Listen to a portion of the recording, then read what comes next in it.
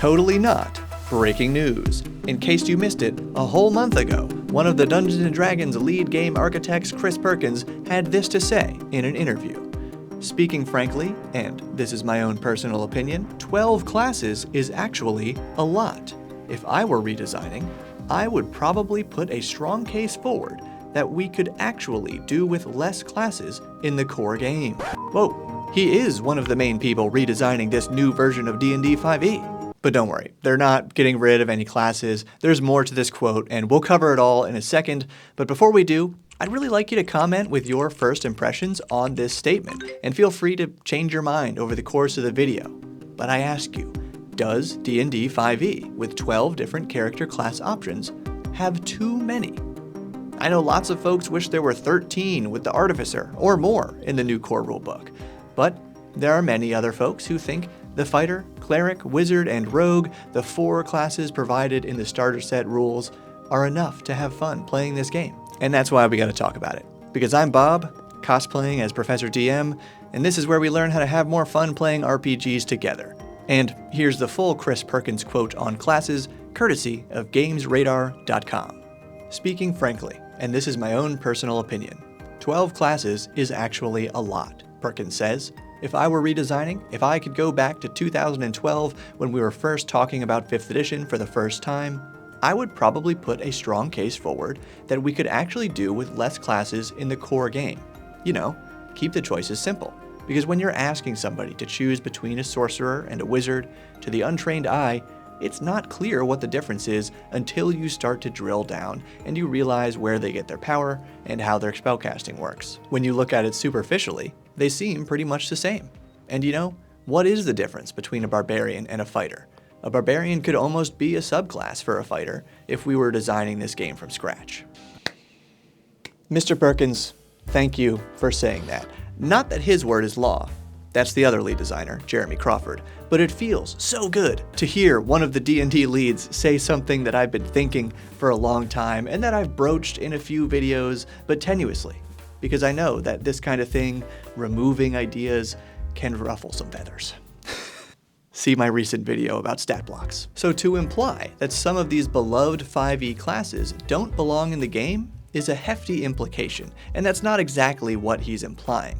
I'm not sure if that's what I would want either, but I wholeheartedly agree with his take on the superficial observation about these classes, especially when viewed by a new player. He mentions the sorcerer and the wizard. If you play D&D, you know that a wizard carries a spellbook and must learn magic spells, while a sorcerer is born with it.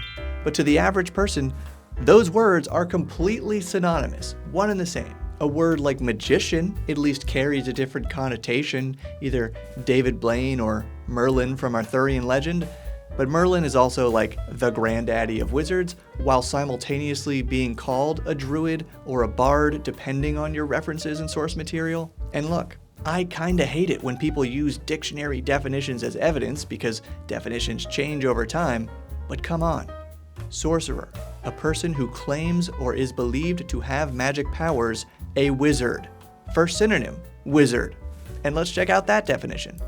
Wizard, a man who has magical powers, especially in legends and fairy tales.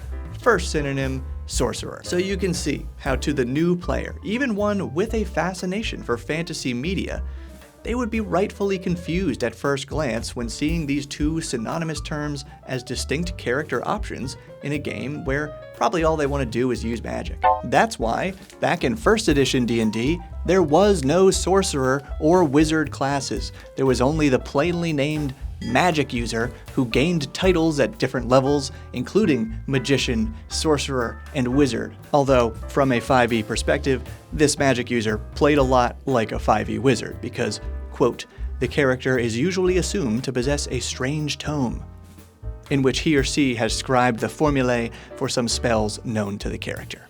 This spellbook, etc., etc. So maybe with the mainstream popularity of Dungeons & Dragons, those dictionary definitions will eventually shift to reflect the game.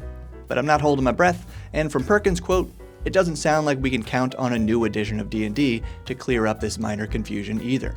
Chris Perkins was sure to insist that the upcoming 5e revision isn't taking anything away, but it's telling that they reintroduced class groups, warrior, mage, priest, and expert, which mirror the 4 basic classes: fighter, wizard, cleric, and rogue, almost as if barbarians are merely a version of the fighter class like Perkins suggested.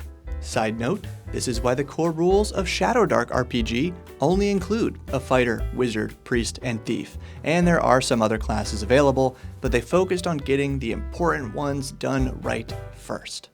So, Perkins doesn't explicitly say if his hypothetical redesign would mean a PHB with only the 4 basic classes and then other books with more classes, or a PHB with 4 classes and a ton of subclasses in that book and elsewhere. But he definitely leans toward the latter, saying, subclasses, as far as I'm concerned, are the Wild West. There is no end of subclasses that we can do to basically explore a niche within a world. And to an extent, I agree with this as well. Subclasses seem like the right way to build in lots of options, but I think most would agree that the overall quality of D&D 5e's subclasses has gone down after they quickly filled in some of the obvious gaps.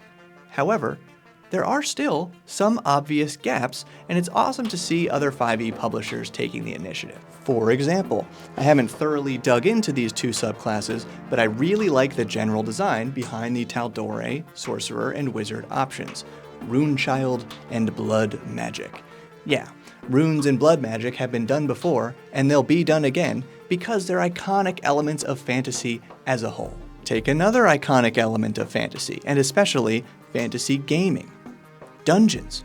Weirdly, there aren't many subclasses out there designed with dungeon exploration in mind, so that would be a great niche for new material.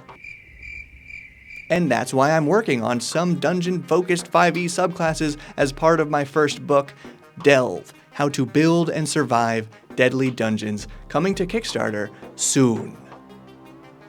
Now, I'm not going to go into a whole thing about these subclasses. That's probably a future video, because I am excited about them. Rather, I want to keep this connected to Chris Perkins' statement about the core of the game. What belongs in it, what doesn't. To me, a set of subclasses designed to help player characters navigate and survive dark dungeons, or more broadly, be good at indoor exploration, feels like something that the core of Dungeons & Dragons should have. That's why we're making them. We being me and my partners at Evantier Games, who have more experience publishing 5e books. Also, it seems weird that Dungeons & Dragons hasn't published a dragon-themed, or at least dragon battling-themed subclass for each character yet. Somebody should do that too. But it only seems weird for D&D to leave these huge gaps in 5e until we let Chris Perkins explain their position. Historically, the reason to do a new edition the way our fans know it, like the whole burn down the game and build it up as something new, really has to be a response to what the community is telling us, either by what they're buying or not buying. By the end of 3rd edition, we were seeing a trend, a downturn for every product. But the trend that we're seeing in the last 10 years is not what we've seen in 3rd edition, not what we've seen with 4th.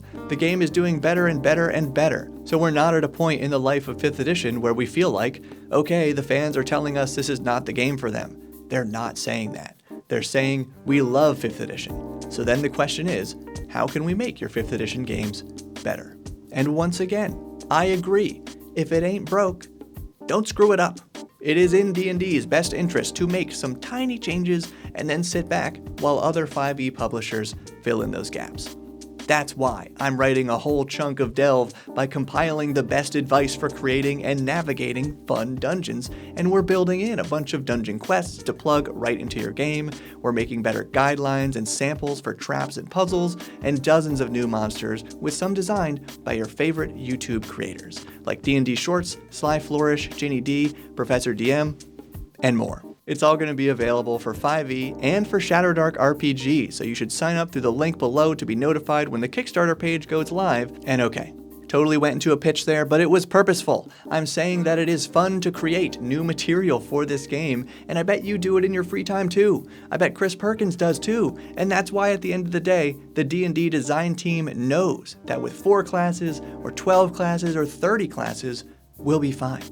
You and I are going to make what we want to make for our games, whether it's something that we believe should have been in the core rules, or it's something so specific or weird that we know D&D wouldn't publish anything like it in a million years. So if you want to hear about something weird, check out this video about Gary Gygax's best advice for building dungeons. then give this one a thumbs up and sign up for notifications about the Delve Kickstarter launching soon. And huge thanks to the Bob World Builder patrons who make all this possible. Keep building.